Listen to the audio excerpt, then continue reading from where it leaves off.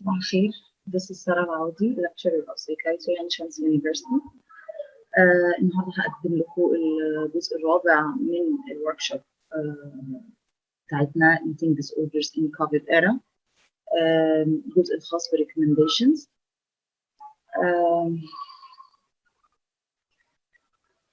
All of us has been stunned by the impact of the viral pandemic. There is the focus, of course, being on public health needs to contain its spread and care for individuals with acute infection. Only now, the wider impact on people's mental health being thought about. In this regard, people with eating disorders are particularly vulnerable because of their frequently compromised physical health, as well as problematic relationship with food in a time of food insecurity, panic buying, poor social and interpersonal life in a time of severe social distancing. هنحاول نعمل مع بعض ريفيو لأهم الريكومنديشنز الجايد لاينز اللي طلعت في الفترة الأخيرة، البيبرز ريكومنديشنز المختلفة من ستاديز، من أهم مجموعة من أهم الستاديز يعني اللي اتعملت في الفترة الأخيرة، وهنشوف مع بعض ايه recommendations سواء for clinical practice أو for future research. نبدأ الأول بالclinical recommendations. أول recommendations عندنا هي Canadian Consensus Panel during COVID-19 and beyond. هم عملوا recommendations مخصوص للvirtual care. كان في strong recommendations لل-inpatient medical evaluation when necessary for children and adolescent and emerging adults. ما لغيناش بشكل كامل لل-in-personal medical evaluation، لسه لها أهمية قصوى. كمان كان في strong recommendations لل-equal access of treatment especially للناس المارجنالايزد اللي مش هتقدر الاكسس بتاعهم للتريتمنت وارد يكون مش بنفس يعني المقدره زي الاخرين، فدول من الاولويات عندنا ان احنا نوصل لهم equal access. من الحاجات المهمه جدا اللي كانت strongly recommended كان CBT based guided self help. كمان للكير جيفرز كمان كان الجايدد بارنتال سيلف هيلب CBT كان strongly recommended. كان في weak recommendations ثانيه خرجت من ال Canadian Consensus Panel for children and adolescents telehealth family based treatment. كان في weak recommendations لل CBT based group internet interventions والinternet based relapse prevention monthly model of anorexia nervosa treatment for adults اللي هو المانترا. guided self help برضه كان له weak recommendations. كان في weak recommendations for virtual parental meal support training، وكان في كمان weak recommendations لل unguided care giver psychoeducation. ده كده كان باختصار اهم recommendations اللي طلعت من الكنديان Consensus Panel. Royal College of Psychiatrists بقى عملت guidance كده for eating disorder services during COVID-19 pandemic. أول حاجة قالوا إن if people of eating disorder كان في حواليهم severe restriction to certain safe food which aren't easily available, if the patient is unable to be more flexible with alternatives. طبعا كلنا عارفين ان مرضى الايتنج disorders بيبقى ليهم زي فود روتينز معينه، زي اختيارات في الفود معينه، هي دي اللي بيسموها السيف فود.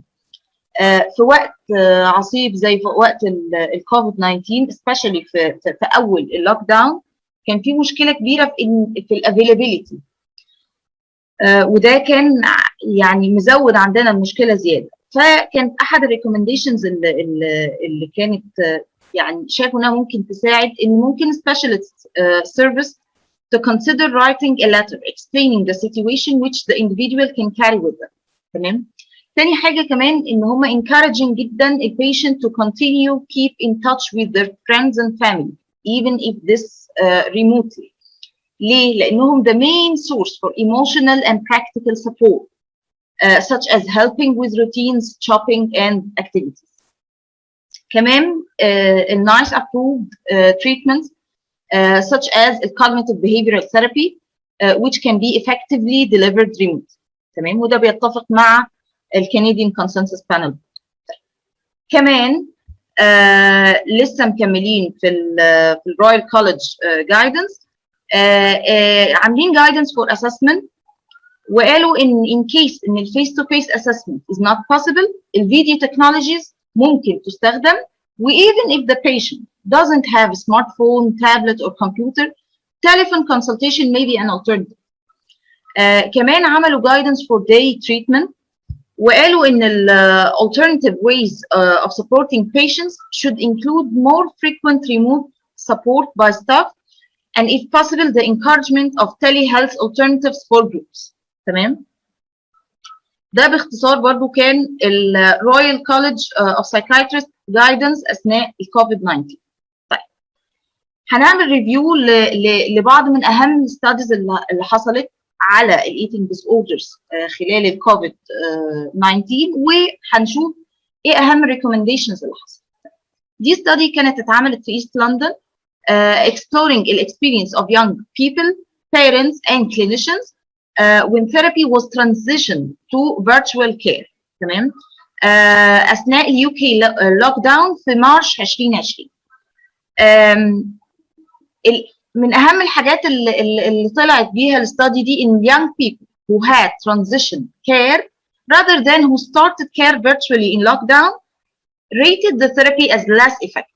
لقوا قدروا يلاحظوا الفرق بين الفيس تو فيس interventions ولما بقت transition بعد كده الاونلاين، وبداوا يطلع في particular issues arising في التريد اب between accessibility. طبعا الاكسسبيليتي بتكون ازيد واحسن مع الاونلاين في مواجهه الثيرابيوتيك engagement. Another study examined the experience of young people and their parents who attended an intensive day treatment program for eating disorder online during global COVID-19 pandemic, South London. Results showed that while the timing and practical elements زي ما قلنا قبل كده بقوا more flexible طبعا في online access، لكن the relational element became more rigid and stilted with introduction of screen، وكأن السكرين دي بقت barrier. This highlights the need to find new ways of building trusting relationships and deeper connection online if virtual working is to persist beyond pandemic. وده مهم جدا. الريزلتس دي قالت ان الانتمسي والتراست جزء كبير منها بيبنى في الان بتوين ثيرابي، في السمول توكس اللي بتحصل، في الويتنج ان ذا كوريدور. كل التفاصيل دي اللي ما بقتش موجوده لما اتجهنا اونلاين اثرت على بقت خلت السيشنز مور كونتنت دريفن، لكن اثرت على الجزء بتاع السوشيال انتراكشن.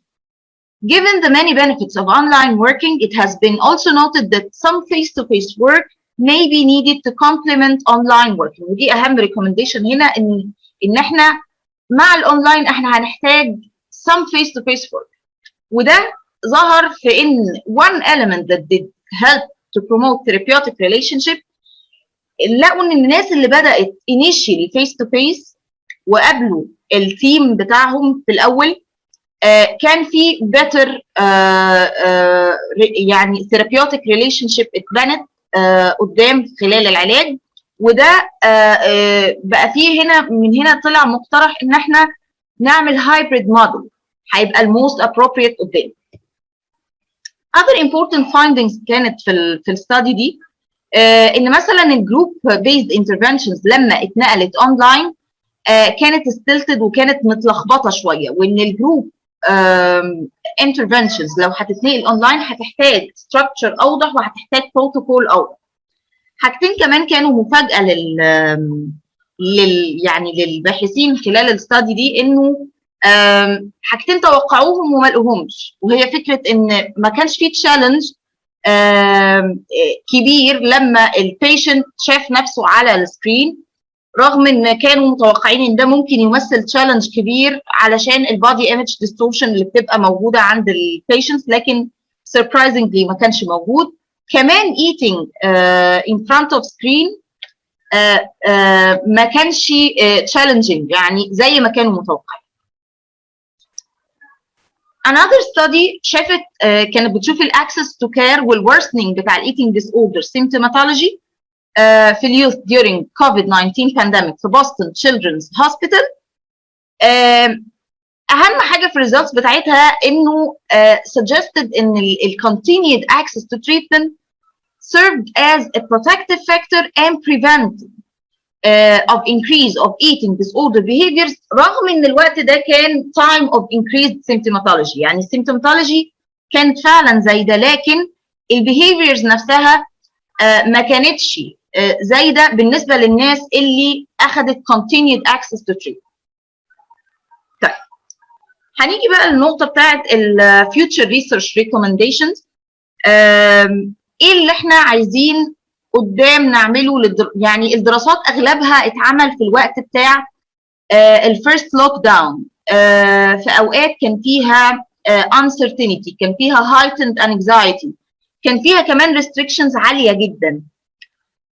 فبالتالي كانت اول مشكله عندنا مشكله الجنراليزابيلتي بتاعت الفايندنجز، وان احنا الفايندنجز اللي ظهرت دي اغلبها ظهر في وقت معين بخصائص معينه جدا. بالتالي it will be critical to evaluate both long and short outcomes outside the pandemic times. كمان moving forward احنا محتاجين ان احنا نشوف احنا كل الدراسات اللي شفناها دي كلها خلال السنه الاولى من البانديميك، محتاجين نشوف كمان على اللونج تيرم ايه الاوتكمز او التاثيرات اللي هتكمل او اللي هتحصل نتيجه الكوفيد 19 على الايتنج ديس اوردر يوز.